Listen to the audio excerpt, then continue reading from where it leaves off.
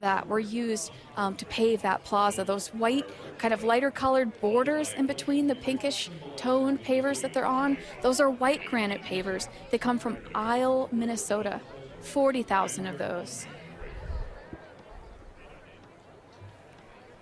We're looking underneath the porticos here. These are the sort of covered walkways where when folks arrive, they step underneath, protected from the elements, although they don't need it today. We've got no snow and no rain.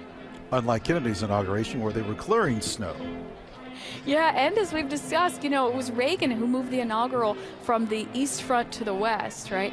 And 1981, President Reagan's first inaugural, I think it was like 55 degrees outside. It was a fine day. And then Reagan's second inaugural, 1985, 7 degrees here in Washington. They had to move that indoors at the last minute. Well, members of Congress are filing in and other dignitaries. Can we hear what? The band? You can hear the Marine Band, you sure can. They've already started up there. They've got a long day of performance ahead of them here. It really is a full concert that they're going to be delivering. We're going to hear some familiar tunes from them. They've also have prepared a couple of special ones for the occasion. Marches from John Philip Sousa. And the Marine Band, actually those uniforms they're wearing, those are most similar to what they would have been wearing in the time of President Grant and John Philip Sousa. I can tell you, having served in the armed forces, wool in the summer, no fun. This is great weather for military personnel. I'd rather have it 40 degrees and below than 80 degrees and above. Yeah, we lucked out with the weather today. I was looking at some tales of former inaugurations, and of course, you know, we'll be hearing from the first ever Youth Poet Laureate a little bit later on today. I know, incredible young lady, just 22 years of age, I think, maybe Amanda Gorham, yes. Amanda Gorham. And Robert Frost was the first poet who was invited to speak at the inaugural 1961 for President Kennedy. Frost had composed a poem for the occasion, but the glare coming off of the fresh snow, the glare was too bright. He couldn't actually read his own notes. They tried to help him out. Somebody held a top hat over to create a little shadow, and he still wasn't able to read his notes. So 89 years old, the poet Robert Frost actually recited one of his other poems from memory. You know, Janet, we haven't talked about them too much, and we will later. United States Capitol Police. This is pride of them. We have order, we have discipline. Things are moving as they should. So they take pride in this particular part. So this is the time when we see people arriving for these ceremonies. We know folks are starting to take their seats out on the west front, and we're going to be seeing various people arriving here, coming underneath. That, I believe, if I'm not mistaken, is President Obama. You're not mistaken. Arriving. And of course, Michelle Obama there, beautiful plum coat going into the Capitol underneath one of those porticos. He never wears a hat. You know, I never noticed that, but you're right. You know, the members of Congress used to wear their hats inside the chambers, and then that stopped. Everybody wore hats in the 19th century. Lincoln, actually, the first inauguration he attended was Zachary Taylor's in 1849, and President Lincoln actually lost his top hat in the massive crowds because, you know, their inaugural balls and parties, these events, especially in earlier times in the 19th century, there were massive public events that people would come to Washington, flock from all around to. Of course, this year, things are quite different. Mm-hmm. Friends, there is such a thing called Capitol Conversations, and it's something that our colleagues do during this time of closure of the Capitol. So visit thecapitol.gov, log on, look at our previous recordings, but all that we're talking about, we will do this over and over throughout the I know what people are thinking. Are you making this up as you go? Well, right now I am, yes. Well, it's you know, we're talking about people arriving. William Jefferson Clinton. There he is, President Clinton arriving there. Senator Clinton can't be far away. I would imagine.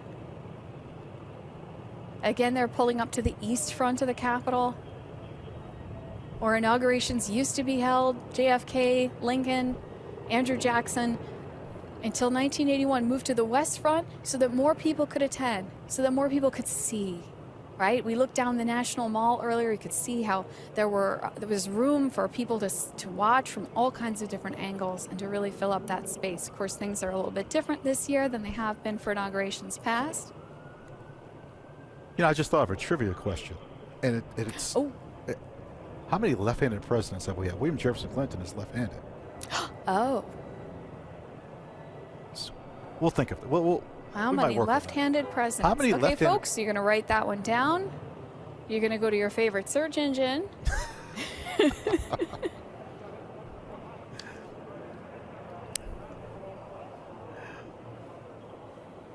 Oh, the beautiful East Front.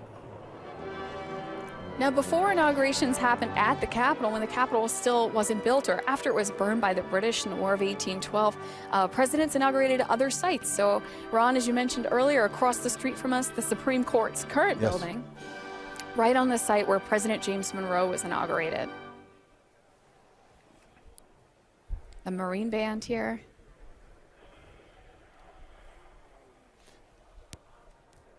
And we're going to be hearing from the Marine Friends, Band. we've talked so much about them. Let's listen to our beloved Marine Band for just a little while.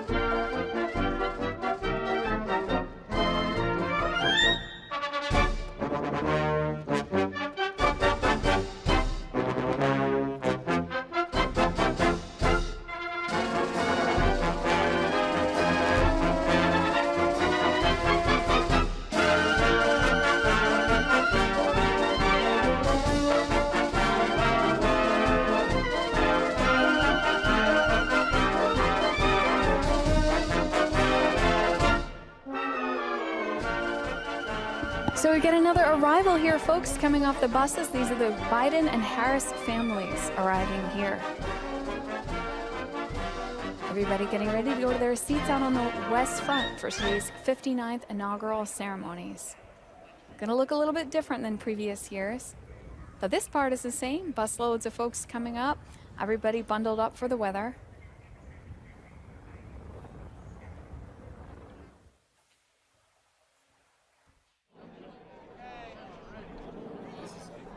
Not unfamiliar to President-elect Biden because as vice president. Yes, absolutely. Good point. So, you know, think about this for a second. In terms of coming into a presidency, think of all the congressional experience he has in comparison to what, everyone else, right? Who has more experience coming into the president? This has to be quite a moment for his family to come back yet again, but this time to be sworn in as commander-in-chief. These folks probably know their way around the hill pretty well, yeah, and this is something that we see in previous inaugurations, right? Their arrivals here. Again, we're on the east front here. The bus is pulling up, so these folks will have to travel through the Capitol, across to the other side and out onto the west front, onto the platform. I can't emphasize this is enough. This is a shot you don't see.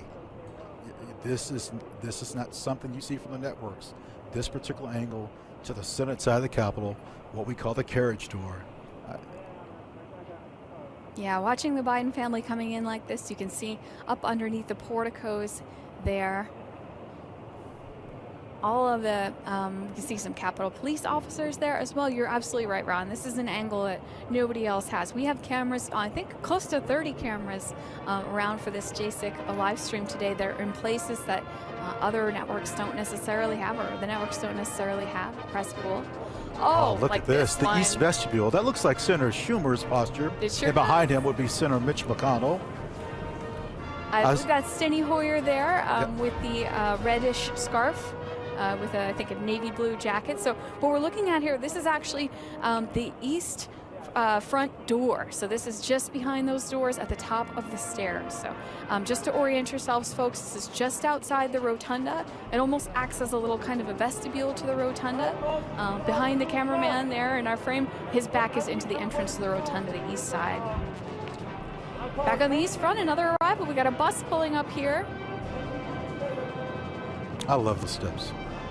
Now that's the House Those side. are the House steps there. And for those that were looking at the top and said, what are those figures? That is called the apotheosis of democracy. It's a pediment.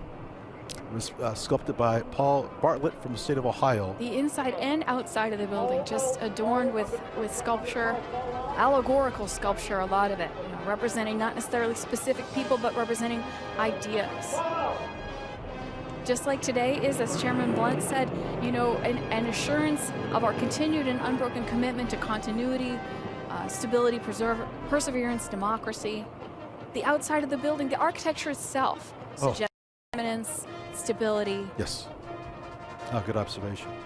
We should mention, you mentioned Chairman Blunt. This is his second opportunity here of the Joint Inaugural Committee on inaugural ceremonies. And the last person to do that was Senator Wendell Ford from. All right.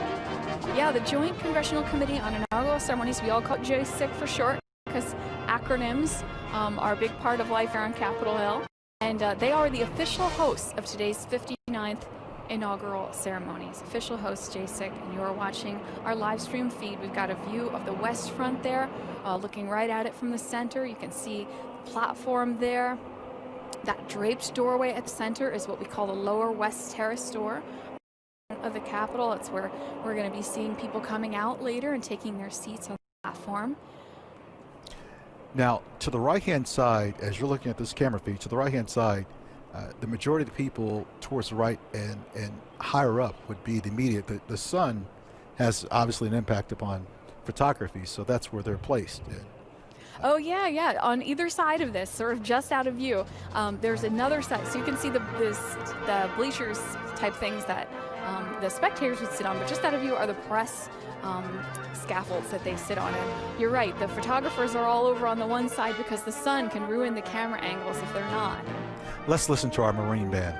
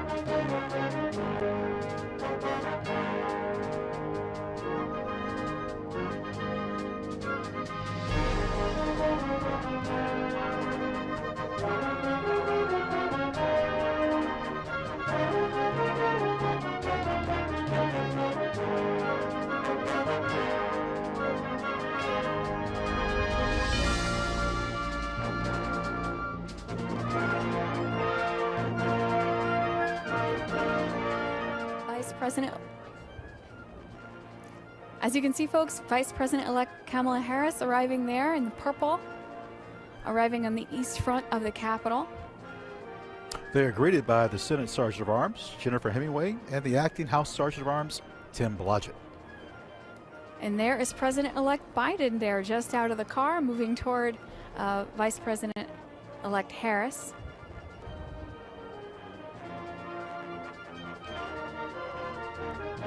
Got great weather for this, of course. There's Dr. Jill Biden there in, I would call that a teal. Teal? Teal or turquoise? Who am I to? Teal and turquoise? Question. Turquoise with teal trim. Oh, there's, you can see Officer Eugene Goodman close by as well. The United States Capitol Police Officer Eugene Goodman, today's acting Deputy Sergeant at Arms. He's in the brown overcoat, yes. In the brown coat and scarf there. So, folks, you may have seen United States Capitol Police Officer Eugene Goodman. You may have seen some footage of him. So he has the special honor today of being the Deputy Sergeant at Arms. I see the chair of JASIC, Senator Roy Blunt, close by. Yeah, so some of JASIC meets them here at the bottom of the East Front steps. And then I think they meet some of the others as they walk a little bit further up the steps there. Again, this is not an unfamiliar scene. Senator Klobuchar, I believe, there in the Sure is. brownish coat, tan coat. And here we go, starting the walk up the stairs, the East Front stairs. Now remember, folks, presidents used to be inaugurated right here on these East Front steps. Presidents were inaugurated here, basically starting with Andrew Jackson.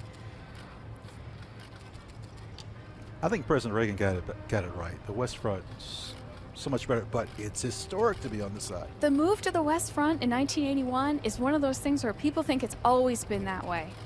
Just like the Supreme Court getting their own building in 1935, we think it's always been that way. Here we go, going up the East Front steps. You can see some United States Capitol Police officers flanking there. And approaching the east door. Beautiful carved bronze doors.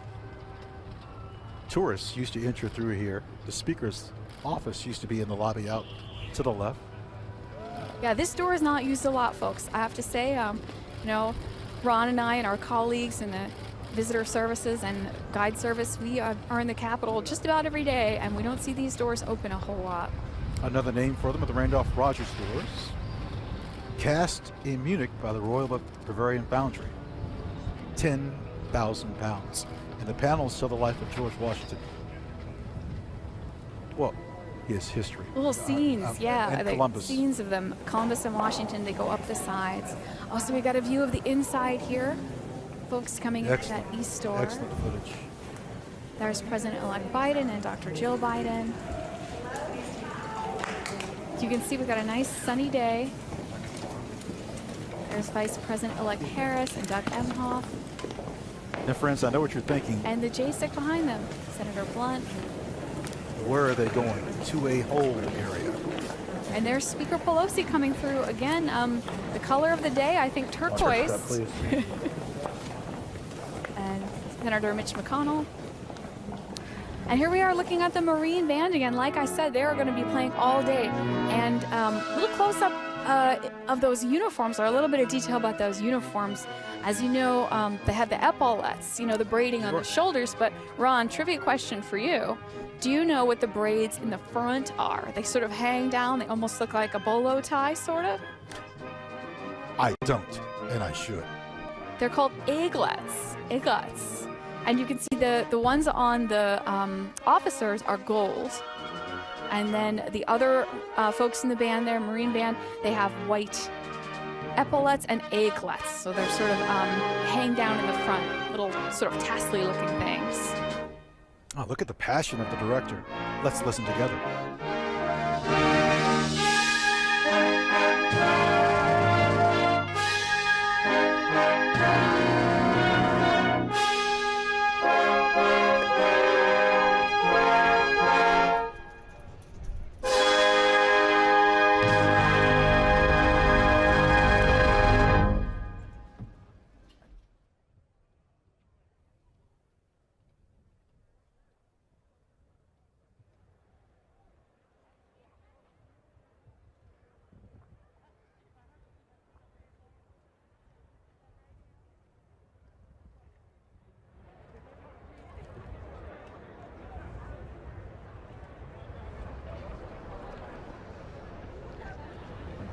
Ladies and gentlemen, this is typical of inaugurations on the West Front. What are we doing? Waiting patiently. I think that may be Representative Delorio there. Her green footwear just at the top of camera now, but she's usually got some distinctive hair color and clothes that we can spot her even with masks on. It's difficult sometimes to identify our members of Congress when everybody is masked up in this pandemic.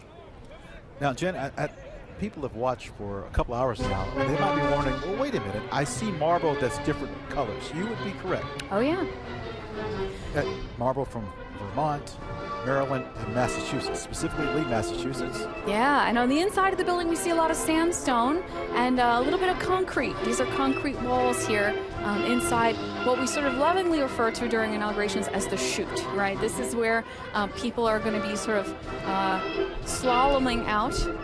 If you will. The chute brings to mind kind of like a water park, right? But they're going to kind of come down from the rotunda and out those doors onto the platform on the west side. So the door just behind us in this shot. This chute is at the bottom of the staircase, which connects to the crypt.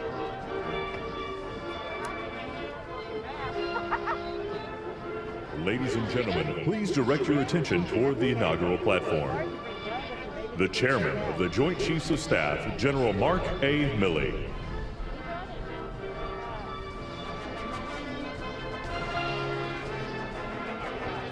General Milley coming out now, Chairman of the Joint Chiefs of Staff.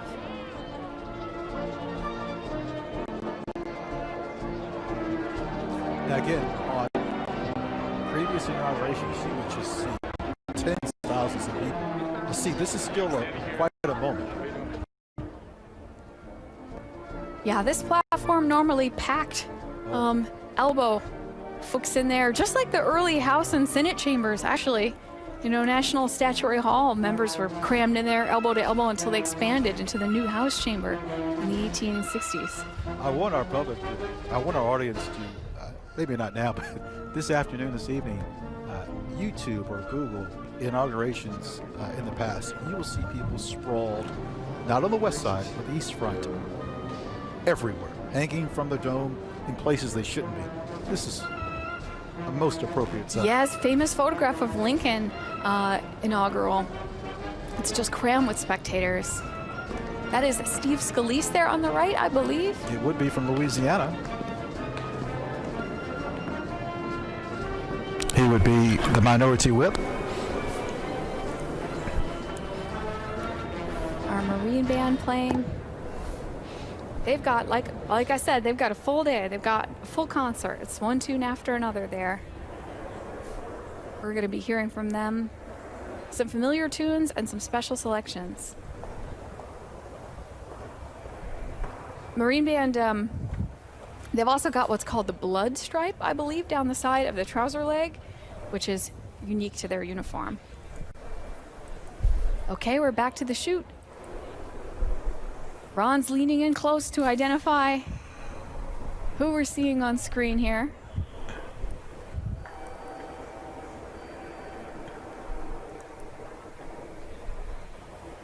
Being shown their marks, how to come out. I think that might be Clyburn in the red hat. From South Carolina, it is.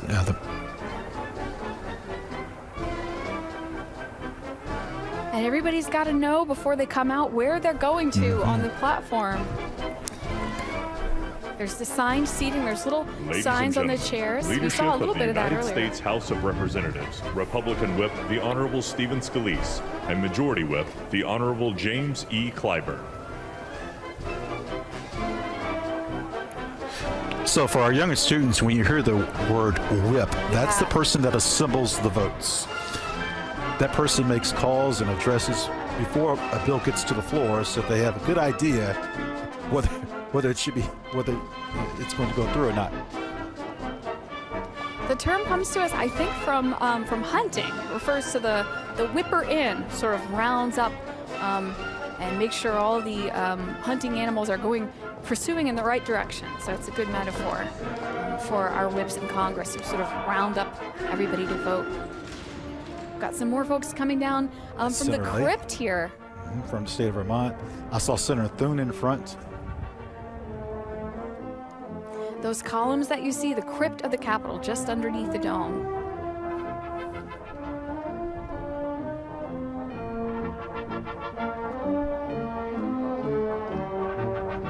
Janet, the act of secession is important, and this is going on with such good precision. As it I mean, this is an event. always has. We've heard it now a couple of times from members of the JASIC, an event commonplace and miraculous, this peaceful transfer of power. And the fact that it's all orchestrated, coming off together. There's Senator Graham. Lindsey Graham. I see Senator Dick Durbin, who I ran past by in the cleaners last week. It looked like Senator Cory Booker was in front of them as well.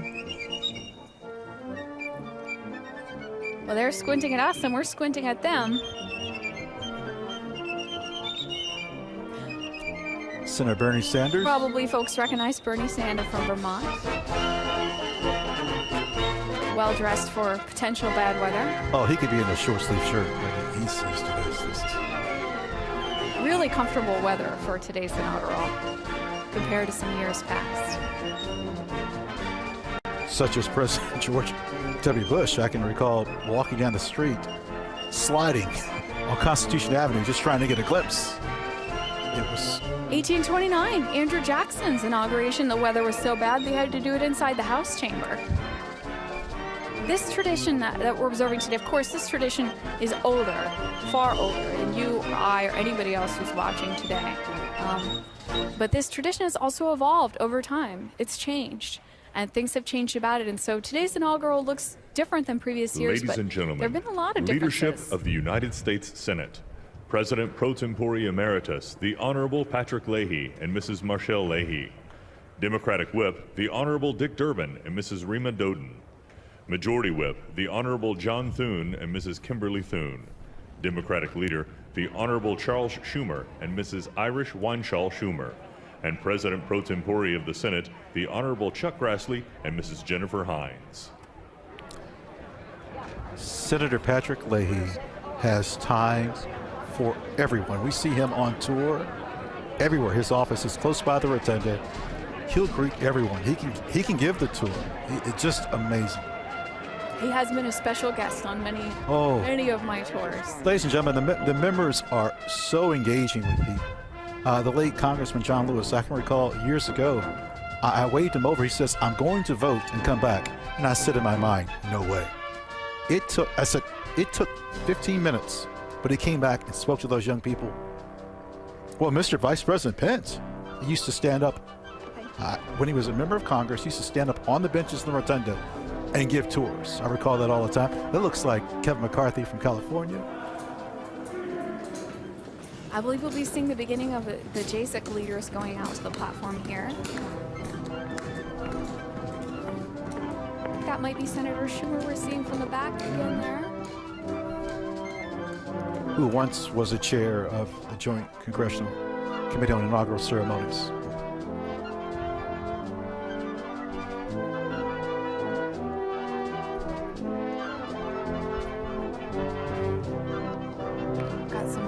Family members to seats here. You have to notice this. The wind has slightly picked up. Wind picking up a little bit. Yeah, it looks that way.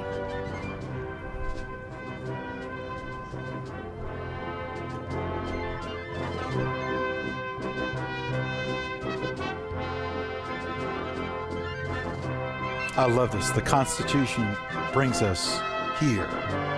It's really one sentence that is necessary. The oath. 37 words or 30. You know, it 35 originally minutes. said, "I do solemnly swear or affirm I will faithfully execute the office of President of the United States." And James Madison and George Mason insisted the chief executive should also swear an oath to the Constitution. And so Congress approved that version. So they added a little bit to that oath of office. That's what brings us here, the Constitution. And this date is because of the 20th Amendment. This was mentioned in the video earlier. Senator George Norris from the state of Nebraska proposed this in 1925. Yeah, again, in terms of those things, we think of them as always happening this way. We think inaugurations always in January, but until quite recently, they were happening at other times, including March. We saw earlier in response to our trivia question that George Washington was actually inaugurated April 30th, but a lot of the other ones, March 3rd or March 4th. Or in some cases, if it's on a Sunday, March 5th. Yes, and if inauguration falls on a Sunday, that's right, they do not have it on the Sunday. They do kind of a small swearing in and then the official ceremony the next day. Actually, President Wilson, I believe, was inaugurated on a Sunday. That happened once. It looks like Senator Mendez from New Jersey there. Forgive us if we're hesitating. It's difficult to see sometimes with masks. Also, the Capitol has been closed to tours out of an abundance of caution, of course, for some months now. And so, although these 535 members of Congress, senators, are bosses, I would say, we haven't seen them in a little while. You know what's fun, Janet? I've seen times where former members of Congress, they've just casually walked up towards the West Front, and they know they don't have a seat, but they kind of blend in. That's kind of fun. Ladies and gentlemen, I think we saw some former members arrive earlier. Dan Quayle. Here's former Vice President Dan Quayle, the Honorable Dan Quayle, about to step through the chute and out the door. And again, we've got camera angles here that, folks, that not a lot of other people do. And again, we've got camera angles here that, folks, that not a lot of other people do.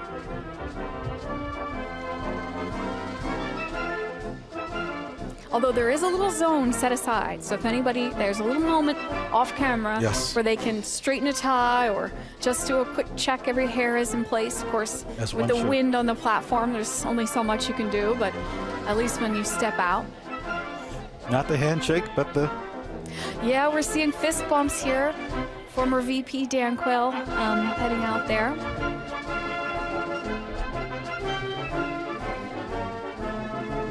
We thought, I guess, that Mrs. Quayle, Marilyn Tucker Quayle, I believe, was going to be accompanying him, but looks like he is out there by himself today.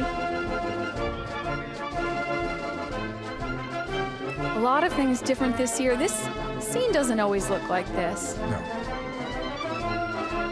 With so few chairs, people have to get up and move around, and they are able to move around. So I think we're seeing a little bit more socializing and photo taking. And of course, as we mentioned, not handshakes, but handshake equivalents, safe handshake equivalents. To be clear, we miss the people.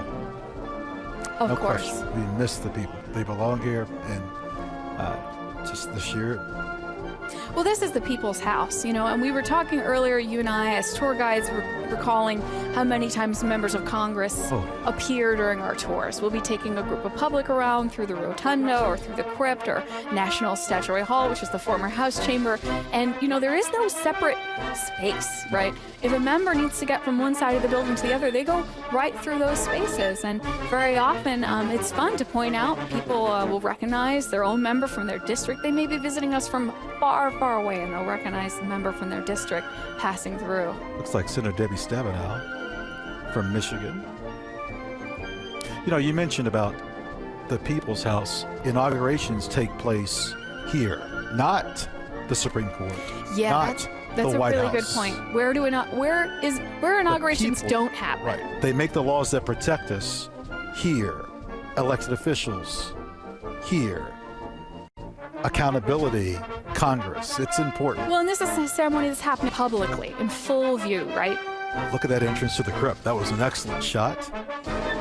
So in the crypt of the Capitol, you can see these, they're sandstone columns, they're Doric columns. They're among some of the oldest architectural features in the building.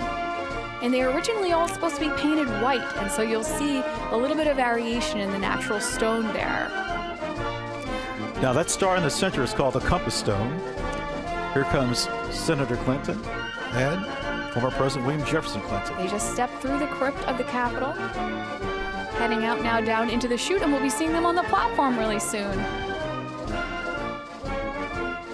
Back on the platform here, you can see to the left the podium where the action's going to go down. And again, this is constructed. This is all kind of built onto the side of the Capitol. There's actually a section of railing, Yes. which is removable. It's a massive stone balustrade. It looks like you couldn't lift it for anything, but every 4 years it's lifted out so that there's a pathway for folks to get out onto the west front here.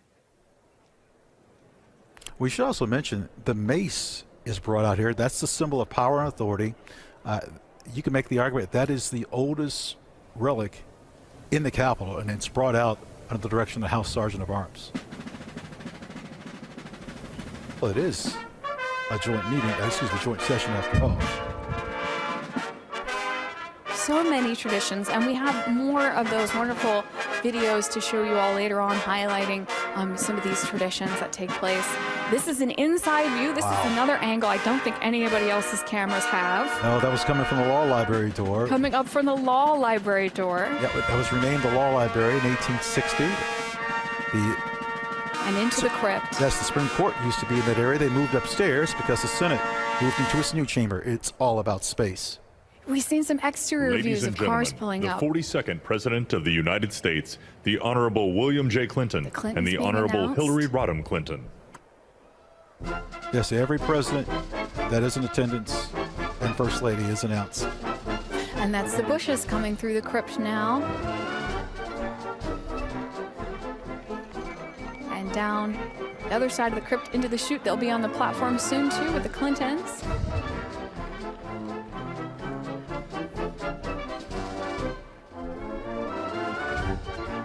You know, normally we would hear the roar of the crowd for every one announced, and it is noticeably different.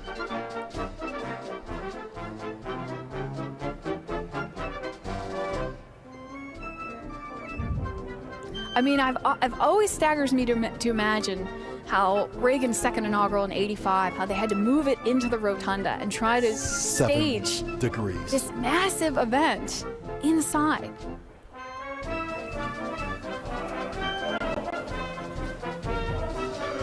Because you mentioned earlier James Monroe's inauguration outside. The first one to be held outdoors, and the number of people attending just, you know, astronomically more. All right, we've got the Obamas coming through, about to enter into the crypt there. Quite a presence that couple brings. I'm looking for his coat tomorrow. Now that you've mentioned to me you've never seen him in a hat, I keep looking for hats. He's been in a hat. It's just rare when he's in the Capitol building.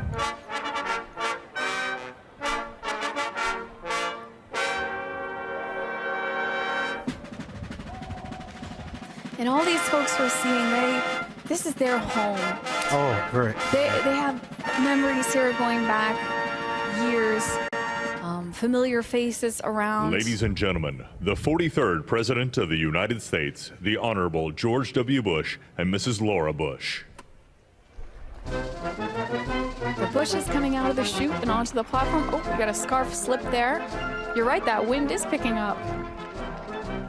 The Bush legacy, formidable. There is a tree planted to President Bush on the House side of the Capitol, and the member's name is eluding me, Lamar Smith, who had it planted. Yes, I pass by it quite frequently. You know, inaugurations almost like track the history of technology in this nation. You know, think about the early ones. There's no radio, no television. There's no amplification. A lot of people, I think, complained that they couldn't hear George Washington giving his speech. The first one to have amplification, 1921, Warren G. Harding. Oh, we have got the justices arriving Executive here. branch. You mean the judicial branch? Excuse me, judicial branch. Excuse me.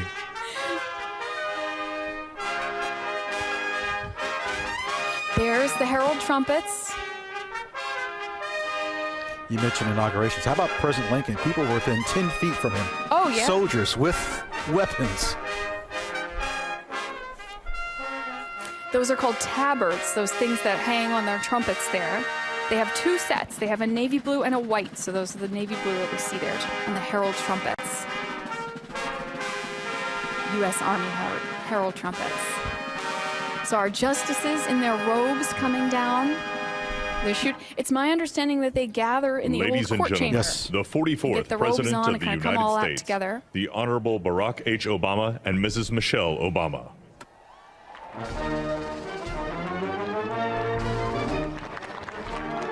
Noticeable applause. I hear the applause there.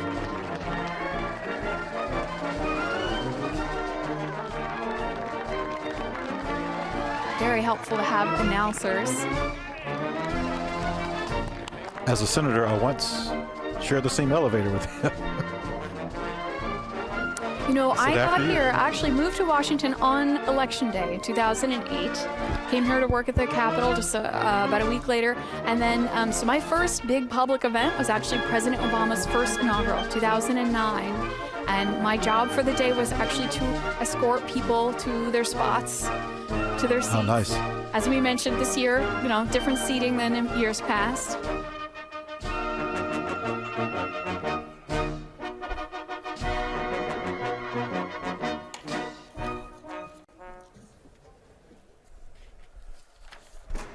Ladies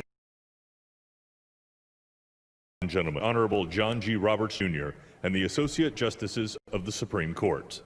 Justice Sotomayor will be doing the swearing later for VP-elect Harris.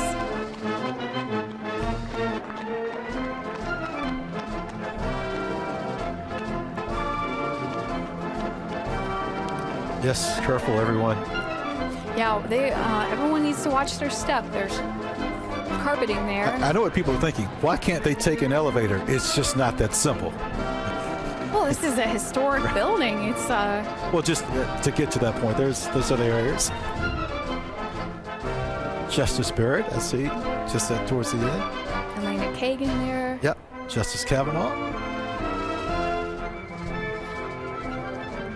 It would seem that they have stepped out in order, almost in the way that they're seated, right? Because they're seated in the chamber, Chief Justice in the middle, and then the other Associate Justices Ladies and fan out on gentlemen, either side the in children order of of Vice experience. President-elect Harris and Mr. Douglas Imhoff, Cole Mackin Imhoff, and Ella Rose Imhoff. You know, I was reading that we have a lot of stepmothers involved in the ceremony today. Dr. Jill Biden, stepmother to President-elect Biden's sons, and then, of course, Vice President-elect Harris, stepmother to these two individuals here. This is likely as much as we'll see of the children as coverage of young people. It's out of respect to the family. So being shown to their seats. They are young, 21 and 26.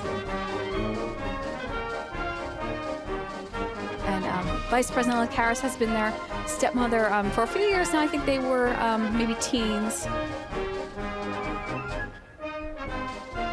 this seems so strange that there's so few people there. But it looks very different than inaugurations past. But this tradition is so long that although this looks different than the last one and the one before that, it may not look that different than the ones at the very beginning. You know, we talked about 1801 and people saying they couldn't spot Jefferson because he wasn't wearing any special sash or hat or anything.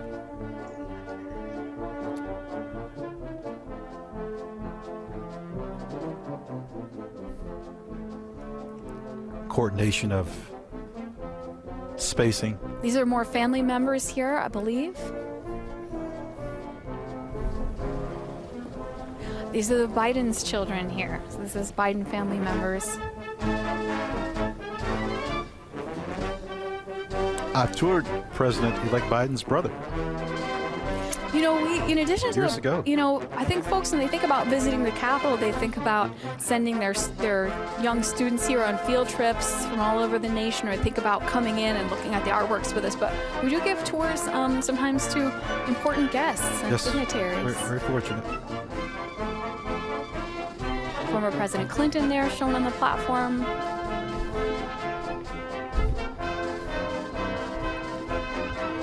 We're approaching the 11 o'clock hour, and in another hour, President Biden-elect, well, he'll be sworn in, and we'll hear his remarks in less than that time. So Yes, people have waited a long time, but the end is near.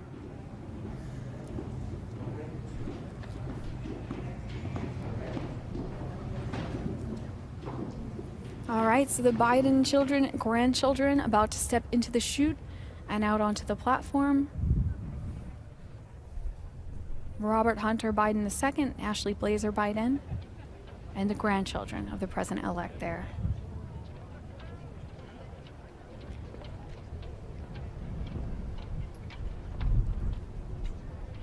So folks have passed through the crypt and sort of out and down the other side. Down here toward the west front, they're about to step through the draped door that we've been looking at from the outside of the platform, kind of just beneath those flags.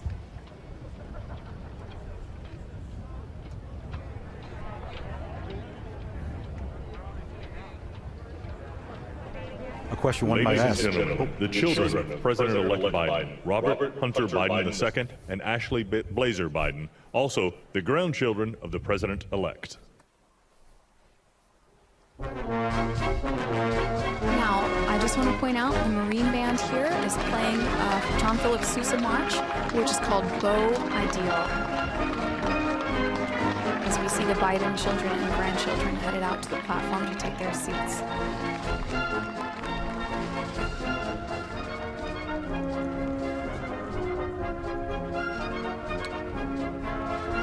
This is the area of the Capitol Visitor Center.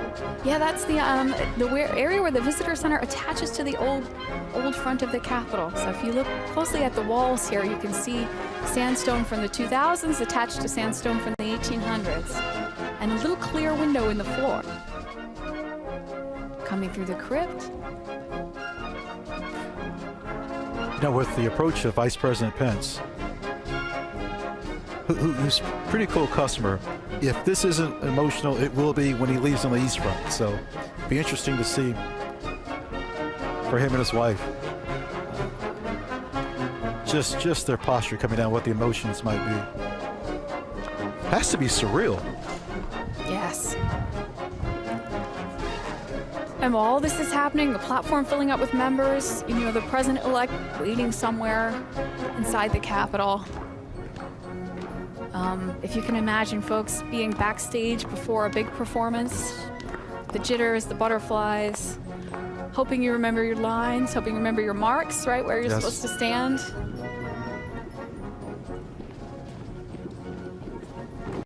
And then we have these cameras and spots watching folks come down the steps.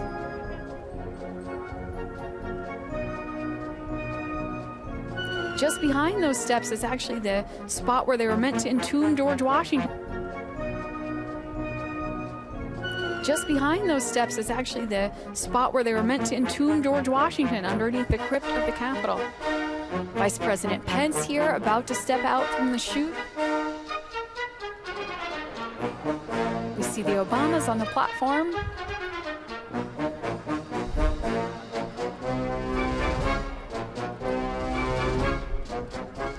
Soon there'll be an announcement for everybody to be seated, but not yet. We do have a ways to go. We have the national anthem to be rendered. Yes. We have performances to watch. We have poems to hear. This program has expanded and contracted over the years, you know, according to the priorities of the day and according to the traditions, according to the conditions of the day. When they've had to cut things short for one reason or another, they've probably, you know, left some things out, and other times people have thought, well, I've got this moment and I'm going to hear my favorite poet and I'm going to hear my favorite musician. Ladies and gentlemen, accompanying the Vice President, the Secretary of the Senate, the Honorable Julie E. Adams, and Chief Administrative Officer of the House of Representatives, Catherine Spindor.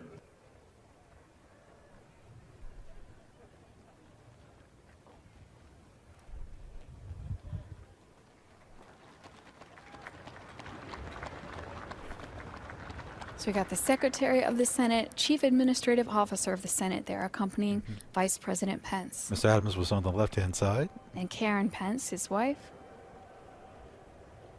Here with Vice President Pence, getting ready to come out of the chute. The Pences have visited my church Yes. Vice President Pence is, I think, probably the member of Congress, Senate, that visitors have spotted the most on my tours in the past couple of years. He has time for people, doesn't he? When He comes to stops and shakes hands. I had whole school groups of 8th graders run over to meet the vice president. And again, it's one of those moments folks can't believe they're having. Came on a tour of the Capitol and saw the vice president. Oh, there they are, those tabards on the herald trumpets. Ladies and gentlemen, the Vice President of the United States, the Honorable Michael R. Pence and Mrs. Karen Pence.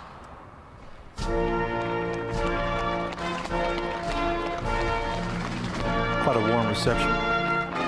Marine Man playing Hail Columbia.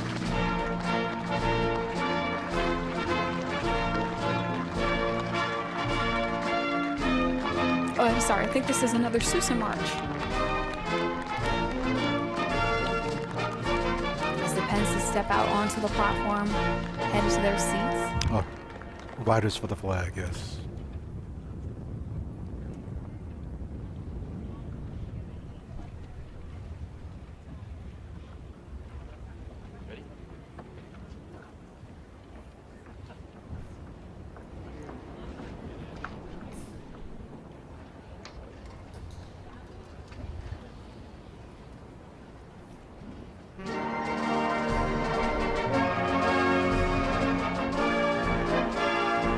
See some of the justices there in the same shot with Vice President Pence.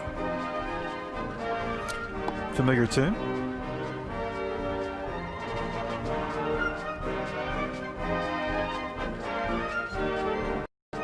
You can hear the audience singing "This Is My Country." You can hear it.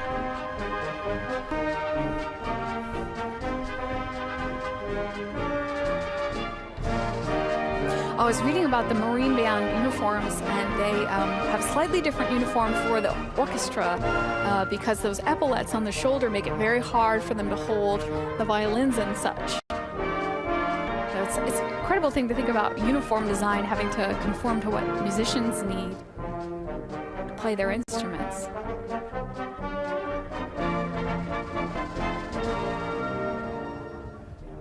Vice President Pence there on the, oh, we see there's Dan Quayle and George W. Bush there, exchanging a greeting on the platform. Former presidents and former vice presidents and justices, you can see them all there.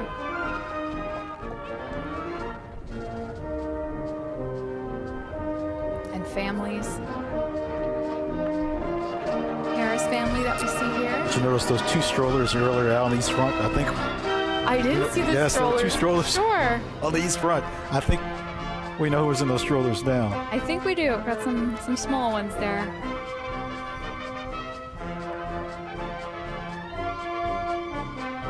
I think maybe the only equivalent in most of our lives maybe is attending like a graduation ceremony for a family member, perhaps. And Graduation, commencement, I would agree. yeah, the idea of everyone, the time it takes for everyone to find their seats, and then for all the names to be announced, and then for everybody to depart. And you've got to dress for the duration, right? Yes. We should mention to people there is a plan B if we don't have it on the west front outside, and a plan C. But Seating down here on the west front lawn, so members of Congress, some former members, other guests. some of our colleagues are working in that area.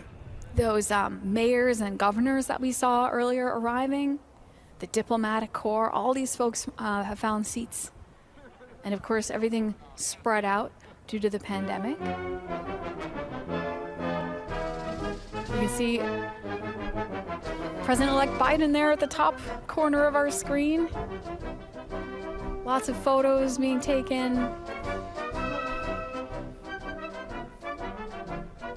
Some family members. I believe those are the Biden granddaughters there, the three ladies in sort of pastel color coats.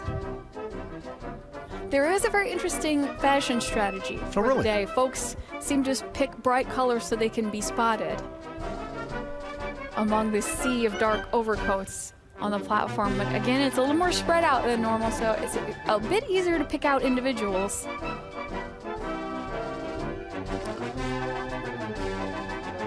Another view of the Marine Band here. You know, one thing we've noticed, no one has, gone back into the entrance. Coming out the west door. Yes, once you're out. Back in the west once you're door. out, I think that's it.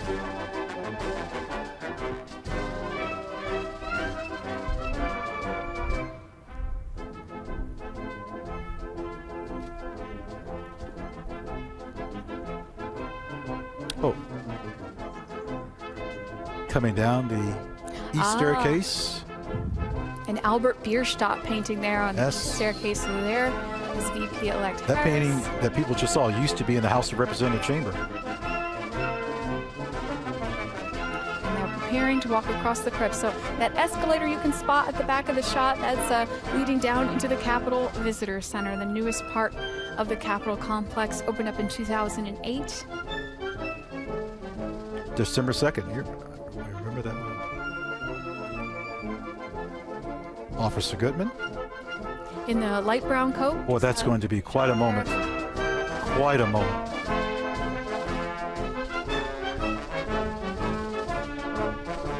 Imhoff here, preparing to cross the crypt. Here they go. You see those sandstone columns in the crypt. So again, in the pale light brown coat there, United States Capitol Police Officer Eugene Goodman. Deputy Sergeant at Arms. Yes, for this ceremony. Acting Deputy Senate Sergeant at Arms. Excuse me. Eugene Goodman. Eugene O. Goodman, Private First Class, United States Capitol Police. Very soft-spoken gentleman. Says 4 words a week. He's a familiar face to us and to our colleagues in the guide service. And he's a face that you all may have seen recently, and some photographs and video of the Capitol.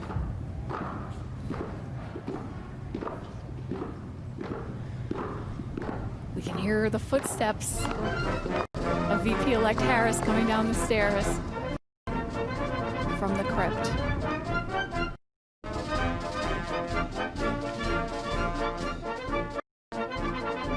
Officer Goodman, this is a walk many a time, but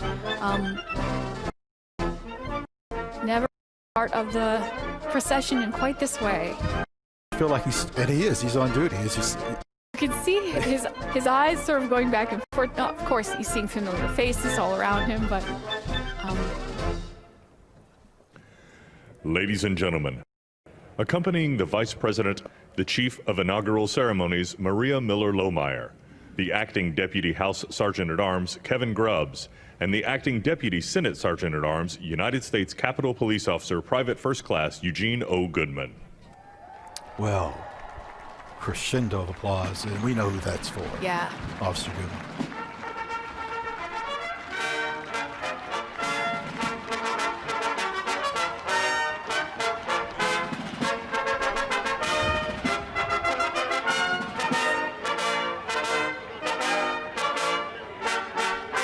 His actions more than heroic.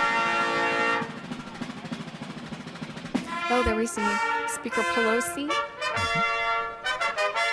And it looks like the rest of the JSIC there preparing to cross. So again, in the red scarf. We've got to spell out our acronyms. It's the Joint Congressional Committee on Ladies and Inaugural gentlemen, Ceremonies. the Vice President-elect of the United States, Kamala Devi Harris, and Mr. Douglas Imhoff.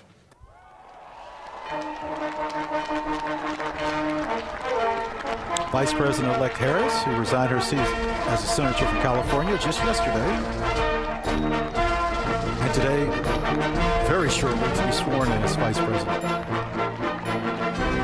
So her office within the Capitol will move. Yes. From her senator's office to the Vice President's office. You know, it's really Richard Nixon that really transferred the location of the Vice Presidency, working towards the old executive office building. And putting the locus of the Vice President's office here at the Capitol. But of course, they are the tie-breaking vote in the Senate. All right, so On our camera there on the right, we can see Representative Hoyer in the red scarf, member of the Joint Committee, the JCIC, Joint Congressional Committee on Inaugural Ceremonies.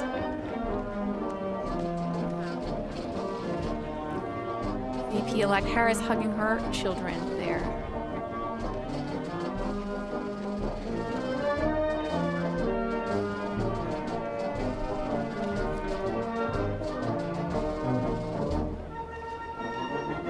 Oh, that's a moment there. Vice President. VP Vice meeting President. VP. Yes, Harris-elect. Vice President-elect Harris, yes.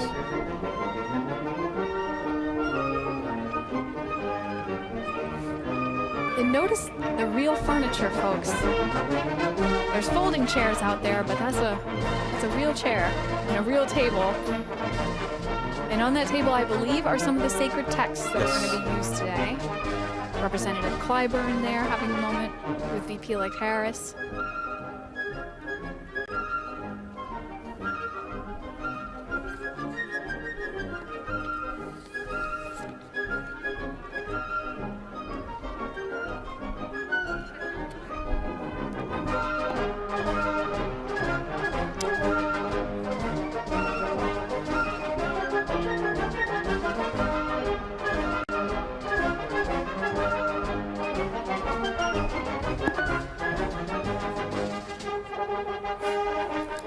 Do I see snow? I see snow flurries, it looks like, in this shot of Chuck Schumer. Those are snow flurries. You notice it has gotten considerably darker. The wind did pick up.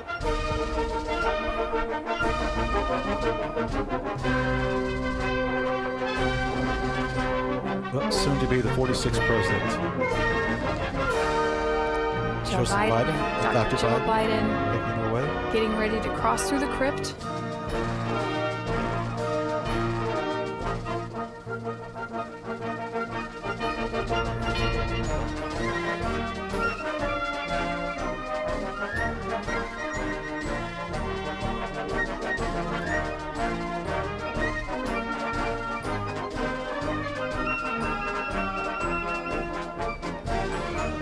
We'll wave to the cameras. I can't stress enough that we have cameras in areas that you won't see on any other live stream or broadcast. These behind-the-scenes shots, this idea The that you Joint can see into Congressional the visitor Committee on center. Inaugural Ceremonies, Staff Representative Alexandria Gordican DeChico, accompanying the House Republican leader, the Honorable Kevin McCarthy. Staff Representative Bridget Brennan, accompanying House Majority Leader, the Honorable Steny Hoyer and Mrs. Yvette Lewis. Staff Representative Kate Knudsen, accompanying Speaker of the House of Representatives, the Honorable Nancy Pelosi and Mr. Paul Pelosi. Staff Representative Lindsey Kerr, accompanying the Honorable Amy Klobuchar and Mr. John Bessler. Staff Representative Stephanie Hager Mucko, accompanying Senate Majority Leader, the Honorable Mitch McConnell and the Honorable Elaine L. Chao. And Staff Representative Rochelle Graves Schroeder, accompanying the Chairman of the Joint Congressional Committee on Inaugural Ceremonies, the Honorable Roy Blunt and Mrs. Abigail Blunt. So those members of the JCIC, the Joint Congressional Committee on Inaugural Ceremonies, the official host of today's 59th inaugural ceremonies, we can see them there headed out onto the platform. The announcer just said the names. Proud moment for the committee. They've put all this together. Not just September, well before that, the planning has gone on. And now let's be honest, this has been a different inauguration and hopefully something that we won't see again for a lot of different reasons. And they've really pulled this off handsomely. There goes Senator Blunt, the former Majority Whip of the House. He's been through a few of these ceremonies. Again, this is the second time he has chaired this committee. Yes. There's been 5 people to chair the committee twice, and Senator Blunt would be the latest. He spoke of this ceremony today being an assurance for all people, our continued and unbroken commitment, continuity, stability, perseverance, democracy. As we get ready to see the peaceful transfer of power, an event both commonplace and miraculous. President-elect Biden here and Dr. Jill Biden just passing through the crypt of the Capitol, soon to emerge onto the platform. We can see the back of the Obamas here on the platform.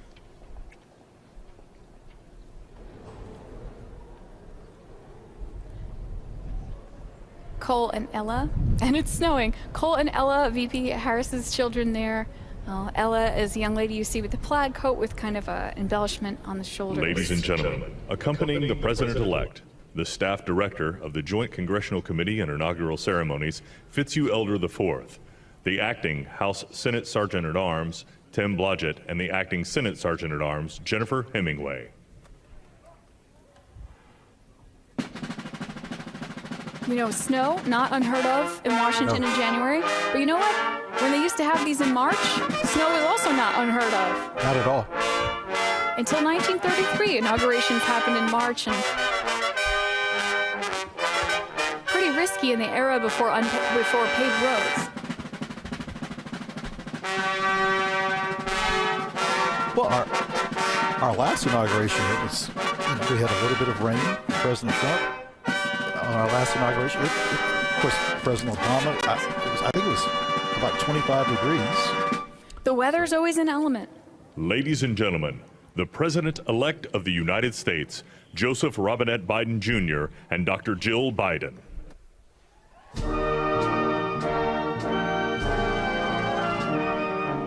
This piece by the Marine Band Trio from Hail America.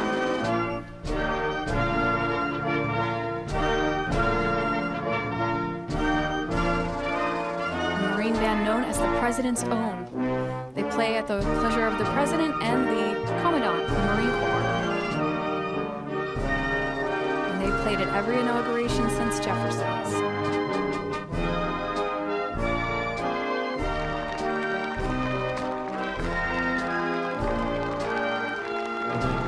Biden's approaching their seats on the platform here. Greeting former VP Dan Quayle.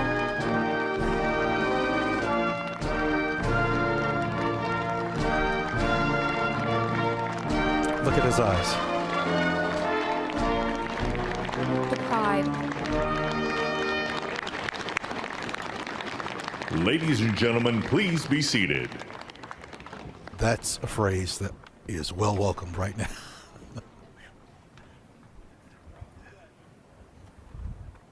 Let's enjoy the ceremony.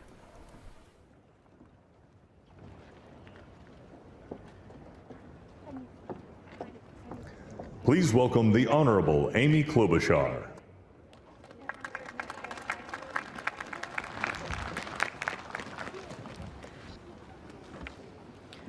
Vice President Pence, Mr. President-elect, Madam Vice President-elect, members of Congress and the judicial branch, former presidents and first ladies, vice presidents, leaders from abroad, and a whole bunch of Bidens.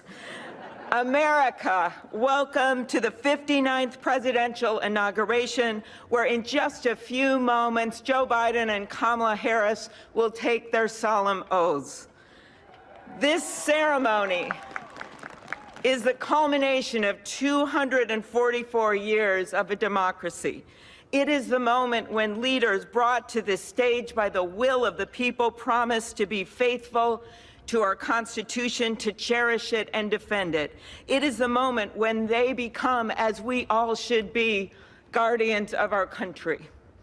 Have we become too jaded, too accustomed to the ritual of the passing of the torch of democracy to truly appreciate what a blessing and a privilege it is to witness this moment?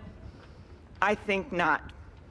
2 weeks ago, when an angry, violent mob staged an insurrection and desecrated this temple of our democracy, it awakened us to our responsibilities as Americans.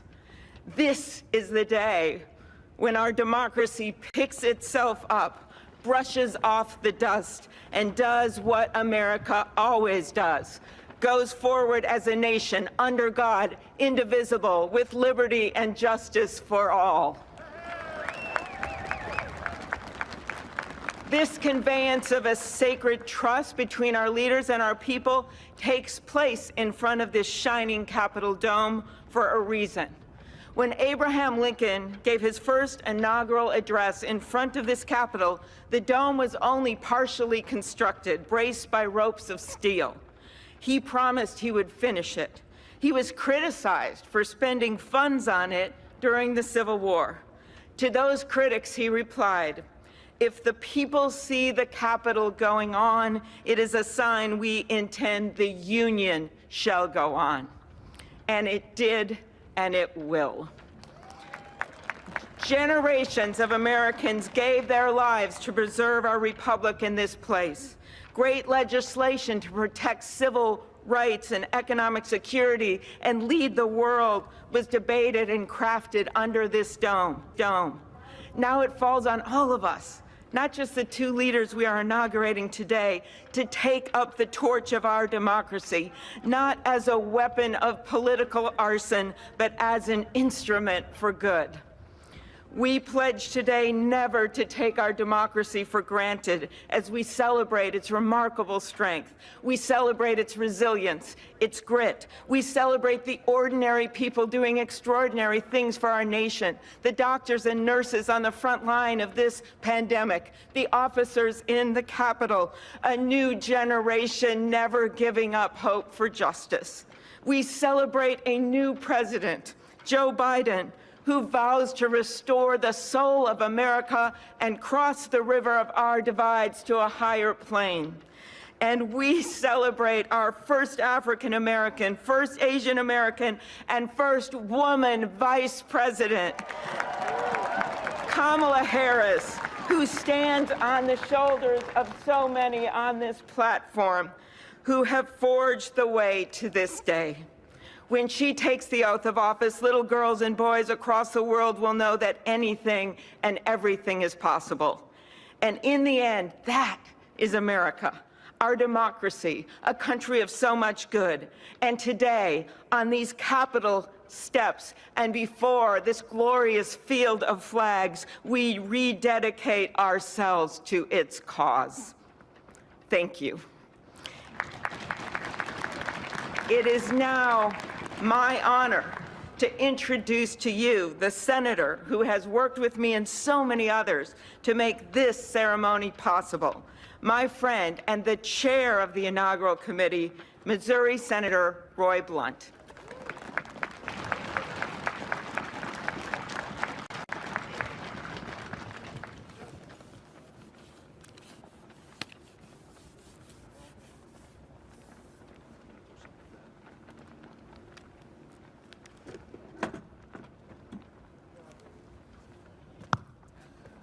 Well, I should have known when Senator Klobuchar got involved, at least there'd be a touch of snow up here this morning. Of all the things we'd considered, I don't think snow was on my agenda till I walked out the door a moment ago. But thank you, Senator Klobuchar, and thanks to the other members of the Joint Congressional Committee on the Inauguration as we officially begin the 59th inaugural ceremony. I also want to thank the Joint Committee staff and our partners, particularly our security partners, for the way they've dealt with unprecedented circumstances. When I chaired the inauguration 4 years ago, I shared President Reagan's 1981 description of this event as commonplace and miraculous. Commonplace because we've done it every 4 years since 1789. Miraculous because we've done it every 4 years since 1789. Americans have celebrated this moment during war, during depression, and now during pandemic. Once again, all three branches of our government come together as the Constitution envisions. Once again, we renew our commitment to our determined democracy, forging a more perfect union. That theme for this inauguration, our determined democracy, forging a more perfect union, was announced by the Joint Committee before the election with the belief that the United States can only fulfill its promise and set an example for others if we are always working to be better than we have been. The Constitution established that determined democracy with its first three words, declaring the people as the source of the government. The Articles of Confederation hadn't done that. The Magna Carta hadn't done that. Only the Constitution says the government exists because the people are the source of the reason it exists. They immediately followed those first three words with the words to form a more perfect union. The founders did not say to form a perfect union. They did not claim that in our new country nothing would need to be improved. Fortunately, they understood that always working to be better would be the hallmark of a great democracy. The freedoms we have today, the nation we have today, is not here just because it happened, and they aren't complete. A great democracy working through the successes and failures of our history, striving to be better than it had been. And we are more than we have been, and we are less than we hope to be. The assault on our Capitol at this very place just 2 weeks ago reminds us that a government designed to balance and check itself is both fragile and resilient. During the last year, the pandemic challenged our free and open society and called for extraordinary determination and sacrifice, and still challenges us today. Meeting that challenge head on have been and are healthcare workers, scientists, first responders, essential frontline workers, and so many others we depend on in so many ways. Today we come to this moment. People all over the world, as we're here, are watching and will watch what we do here. Our government comes together. The Congress and the courts join the transition of executive responsibility. One political party more pleased today and on every inaugural day than the other. But this is not a moment of division, it's a moment of unification. A new administration begins and brings with it a new beginning.